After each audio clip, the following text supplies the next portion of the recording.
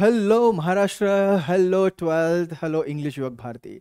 आप सभी का स्वागत है अपने इस आज के वीडियो में। आज हम डिस्कस करने वाले हैं काफ़ी इंपॉर्टेंट टॉपिक एंड आज से ही दोस्तों हम यहाँ पे स्टार्ट करने वाले हैं पोएम्स। यस, आपके ट्वेल्थ के जो सिलेबस की जो पहली पोएम है that we are going to start here and हमारी जो बुक है इंग्लिश युवक भारती उसमें की काफ़ी एक बढ़िया पोएम है जो आपको काफ़ी सारी चीज़ें बताती है लाइफ के बारे में। तो चलिए स्टार्ट करते हैं।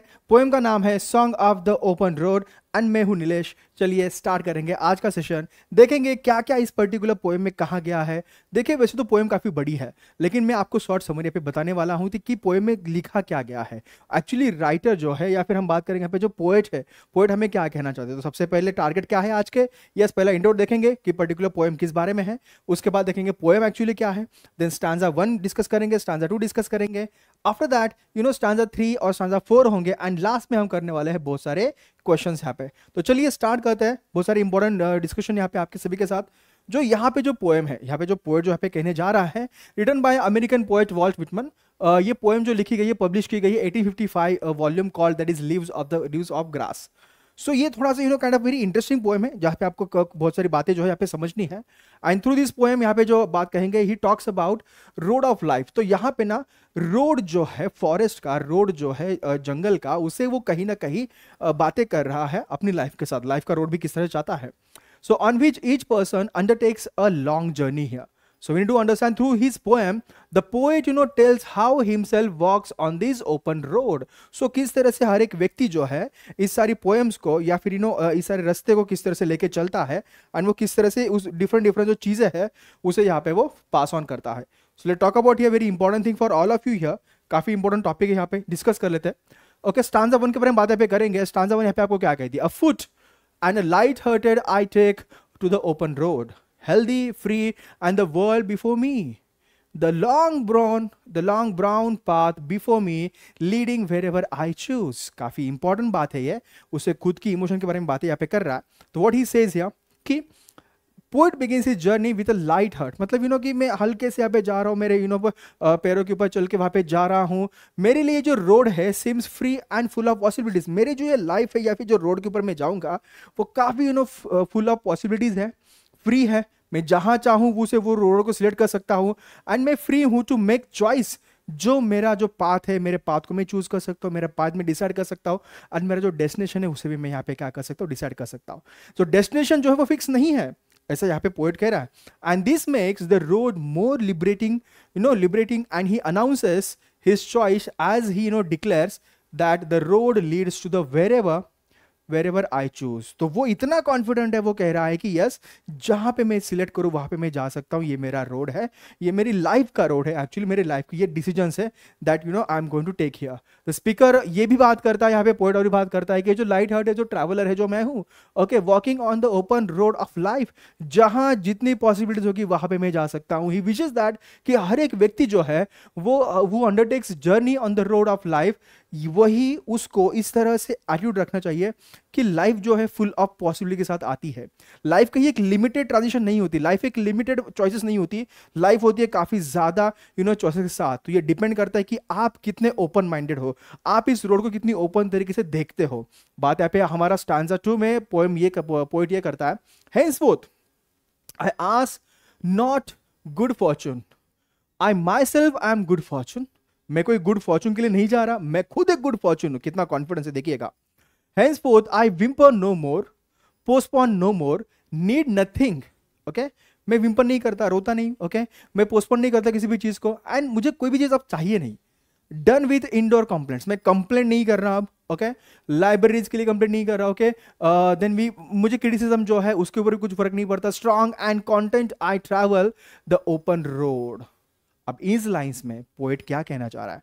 पोएट ये कहना चाह रहा है, he declares that he does not believe in the destiny and therefore does not ask for a good Fortune.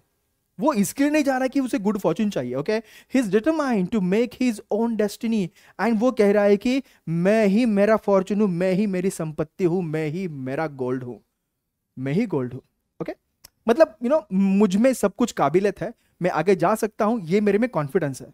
because he has complete faith in himself and he declared that कि I whimper no more, मैं postpone भी नहीं करता, मुझे अब कुछ भी नहीं चाहिए, मैं इतना confident हो चुका हूँ. And he intends to tell his readers that too, should not waste time in complaining. आप complaining क्यों कर रहे हो? Obstacles आ रहे, ठीक है, आ रही है, लेकिन why are complaining all this things? अगर आप कंप्लेन करते रहोगे तो आपका फोकस आपका शिफ्ट हो जाएगा, आप डिस्ट्रैक्टेड रहोगे. So that's why rather they should proceed on the respective path, उस पाथ के ऊपर चलो आगे. And according to the speaker idea, the man should abandon all the demand. जो डिमांड होती है, जो ग्रजेस होते हैं लोगों के ऊपर, जो बिटर वाली जो फीलिंग होती है अदर पीपल की वजह से आई हुई, सो उस सबको खत्म कर दो. जो क्रिटिसिज्म है ना, उसे भी खत्म कर दो during this journey of life.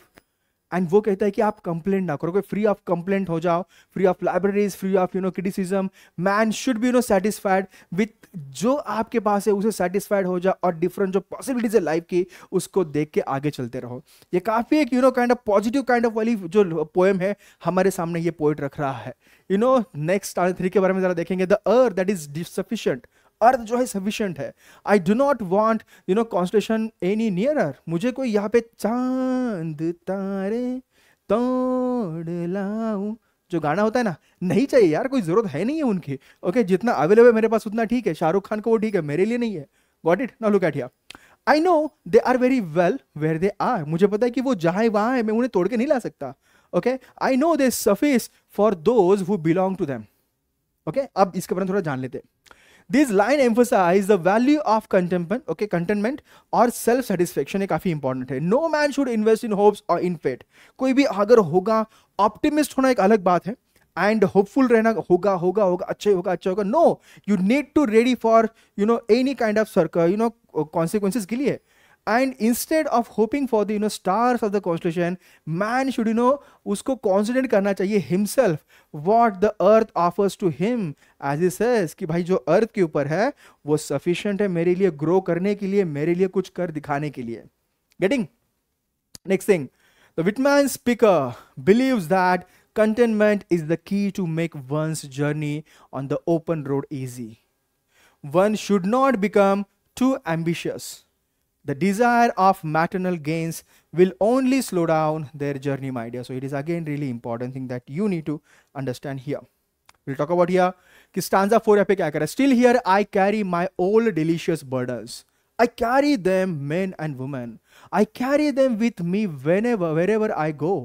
I swear it is impossible for me to get rid of them.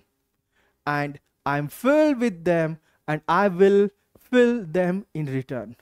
काफी इंपॉर्टेंट मैसेज यहां पे पोएट आपको देने जा रहा है. The final lines of this section are enclosed in brackets, my dear. In these lines the speaker admit कहता है, वो कहता है कि even himself is not all together free from life's burden. तो हम खुद भी, हम सब लोग जो कहते हैं कि भाई लाइफ के जो बर्डन से मैं भी मेरे लाइफ के बर्डन से काइंड ऑफ डिटैच नहीं हूं, मैं जुड़ा हूं, बर्डन मेरे ऊपर भी है, ऐसा नहीं कि नहीं है. ही सेज कि I carry my old delicious burden, से बर्डन को मैं कैरी करके चलता हूं, ऐसा नहीं कि मैं उन्हें छोड़ रहा हूं. And referring to the grief and the loss the speaker has experience. हर एक के लाइफ में ग्रीफ आता है, हर एक के लाइफ में दुख दर्द आता है, अनसक्सेसफुल चीजें आती हैं, उसको काइंड ऑफ लेके चलना है, लेकिन स्टिल नीड टू रियलाइज कि उससे हम क्या सीख सकते हैं. That particular thing the poet हमें आपको बताना चाहता है. ही एडमिट करता है कि is advising others to make their journeys without any feeling that weigh them down. उसे इस तरह से ना लेके चलो कि भाई वो आप ना पूरी तरह से झुक जाओ, उसे इस तरह से लेके चलो कि सीखने वाली चीज आपके पेट के ऊपर बैठी गई है. And you need to understand from the he himself fails to follow it sometimes strictly, my dear. वो खुद भी कहते हैं कि मैं एक ह्यूमन बीइंग हूं, कभी कभार मुझसे भी गलतियां हो सकती है. ओके, तो लेकिन still we need to a kind of adjust जो है वे हमें करना है. Like most humans it is his tendency to carry the burden of his past memories with him. काफी इंपॉर्टेंट वाली बात है. वो कहता है कि मैं कैरी करता हूँ in his heart the memories of all places जो है जहाँ पे मैं जा चुका हूँ, जहाँ पे काइंड ऑफ पीपल है जिनको मैं पहचानता हूँ, जिनको जानता हूँ, सब जगह पे मैं जाके आ चुका हूँ. ये नथिंग बट एक मेमोरीज है. वो बिलीव करता है ये काफी इम्पॉसिबल है for me to get rid of them because experience जो है वो इनसेपरेबल है. जो लोगों के साथ मैं जा चुका हूं, जो लोगों के साथ मैं वहां पे आ चुका हूं, इन लोगों के साथ मेरा एक्सपीरियंस है. वो जो ग्रीफ है, वो जो स्ट्रेस है, वो जो इमोशंस है, उसको तो मैं निकाल नहीं सकता, उसको तो मैं सेपरेट नहीं कर सकता, क्योंकि those people are nothing but, उन पीपल के साथ जो मैं रहा हूं, जो एक्सपीरियंस हुआ है, वो मेरी इमोशन है। मैं उन पीपल को तो दूर कर सकता हूँ, लेकिन how I can get rid of those emotions and all. तो ये इनसेपरेबल है, यहाँ पे हमारा पोएट हमें बात कर रहा है। ओके तो ये शायद आपको समझ में आ चुका हो कि what we have discuss this particular poem. काफी इंटरेस्टिंग पोएम है, लाइफ के कुछ लेसन हमें बताती हैं, एंड पोएट खुद के एक्सपीरियंस यहाँ पे शेयर करता है, कुछ एडवाइस भी आपको यहाँ पे देने की कोशिश यहाँ पे करता है। सो लेट्स टॉक अबाउट हियर, कुछ क्वेश्चंस कर लेते हैं। द पोएट जो पर्सन है, poet is a person who is free from all inhibitions, discuss how the concept of freedom is express in this poem. तो फ्रीडम की जो कॉन्सेप्ट है वो पहले स्टांजा में शायद आपको यहाँ पे एक्सप्लेन करी गई है। तो बताओ इसको राइट आंसर जो यहाँ पे रहेगा, काफी इंटरेस्टिंग है। द पोएट यहाँ पे कहता है कि freedom from the readers mind, वो कहता है कि स्पिरिट ऑफ फ्रीडम क्या है। Spirit of freedom is express in the poem through the symbolic reference to the open road where men came together irrespective of their social status. Okay, now freedom implies the independence to choose one's road. freedom ये कहता है कि आप अपना road खुद choose करो। okay, it also means कि enjoy nature in a free state of mind. so ये भी काफी इंपॉर्टेंट वाली बात यहाँ पे है। getting as the poet sets out on his journey, he is light-hearted and content because he has left his mundane life behind in order to seek adventure. so ये भी काफी इंपॉर्टेंट वाली चीज आपके लिए बन जाती है। Got it? His quest to live कि फ्री लाइफ जीनी है, सो स्ट्रॉन्ग जीनी है, that he doesn't hesitate to postpone setting out on this journey. तो ये काफी इंपॉर्टेंट वाली जो चीजें हैं जो फ्रीडम के बारे में यहाँ पे अपना जो पोएट है बात यहाँ पे करता है। बात करेंगे यहाँ पे, he has freed himself from the elite society, वो एलिट सोसाइटी के जो बर्डन से यहाँ पे दूर होना चाहता है, एंड जो भी kind of as that was not something he desired, वो नहीं चाहता उन सबके साथ रहना, वो नहीं चाहता उन सारे अपेक्षाओं के साथ फीलिंग के साथ रहना। However, he does carry the fond memories. जो लोग हैं वो लोगों से दूर चाहता है, लेकिन वो लोगों की जो इमोशंस है, जो एक्सपीरियंसेस है, वो साथ लेके जाता है उस जर्नी में, because that satisfies him and makes him complete, उसे वो एक कंप्लीट पर्सन बनाती है, वो इमोशंस, वो experiences. This actually known as a freedom, okay, according to him in the first stanza and the second as well. The road in the poem does not mean only the road to travel. The poet wants to suggest the road of life. Explain the metaphor with the help of the poem. Metaphor, यही इसके बारे में बात करते हैं। Metaphor is nothing but, आपको सबको पता है, it's a part of speech. So देखते हैं figure of speech. Okay, it's a figure of speech. Okay, next we'll go to the next here and talk about something really important. कि road जो है वो रेफर किया गया है, both literal and figurative के बारे में बात करेंगे।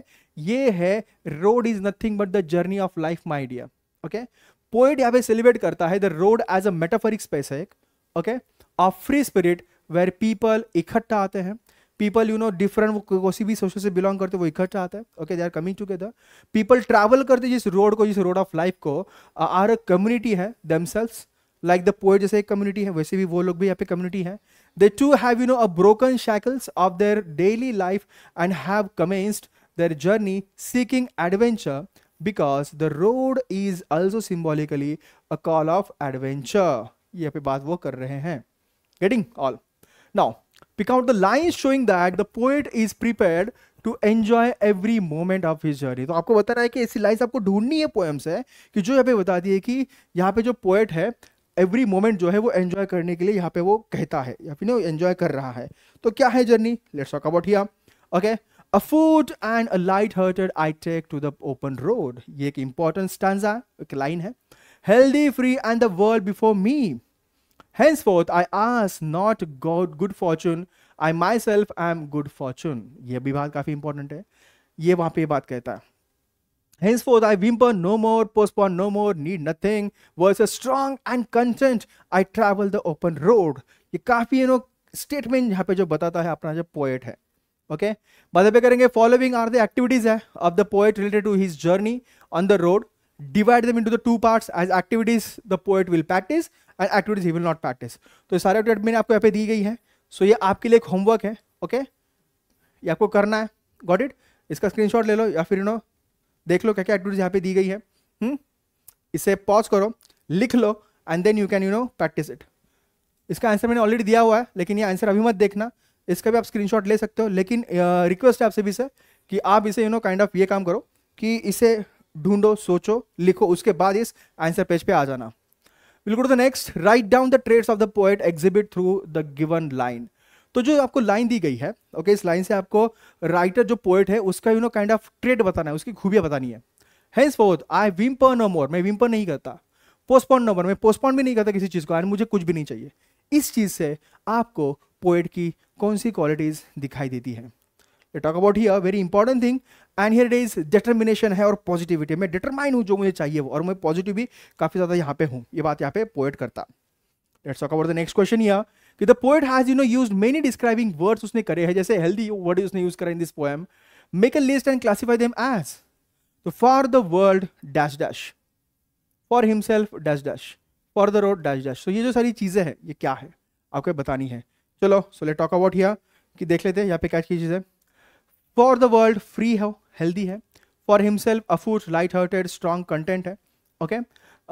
देन फॉर द रोड क्या है, एक लॉन्ग है, ब्राउन है और ओपन है. तो हर एक चीज के लिए फॉर द वर्ल्ड के लिए क्या चीजें कही गई है, फ्री एंड हेल्दी चीज कही गई है. फॉर द हिमसेल्फ के लिए क्या कहा गया, afoot and light hearted, strong and content कहा गया है. फॉर द रोड क्या चीज यूज करी गई है, लॉन्ग है, ब्राउन है और ओपन यहाँ पे चीज कही गई है. Getting all of you. So ये आपका यहाँ पे आंसर रहा. कुल. तो ये था आज का पोएम का पहला काइंड ऑफ पोएम शुरू आज कर चुका है उसका पर्टिकुलर सेशन. शायद इससे आपको बहुत सारी चीजें पता चल गई कि पोएम एक्चुअली क्या कहती है, पोएट क्या बातें करता है, पोएम किस तरह से मेटाफर यहाँ पे यूज करता है इस पर्टिकुलर पोएम में. हर एक पोएम एक kind of figure of speech है that you need to understand here. अगर फिगर ऑफ स्पीच पता चली है तो काफी टेक्निकल चीज आपको पता चली है फिर. Okay. So this is from my side all. ये पोएम को फिर से एक बार रीड करो, रिवाइज करो, इसे एक्सप्लेनेशन देखो, इसके क्वेश्चन सॉल्व करो, बिकॉज पोएम्स में आपको उस पर्टिकुलर लाइन के अंदर जाना होता है, समझना होता है, फील करना होता है, तभी जाके आपको पोएम समझती है और जो पोएट कहना चाहता है वो संदेश या फिर जो कम्युनिकेशन आपके अंदर आ जाता है. So this is from my side today. We'll meet in the next session with the next poem with exciting kind of figure of speech and exciting questions and all. So till then, please take care of yourself. Tata, bye bye, take care, thank you so much. And in the last, Jai Maharashtra, पुन्हा भेटूया. धन्यवाद. Thank you.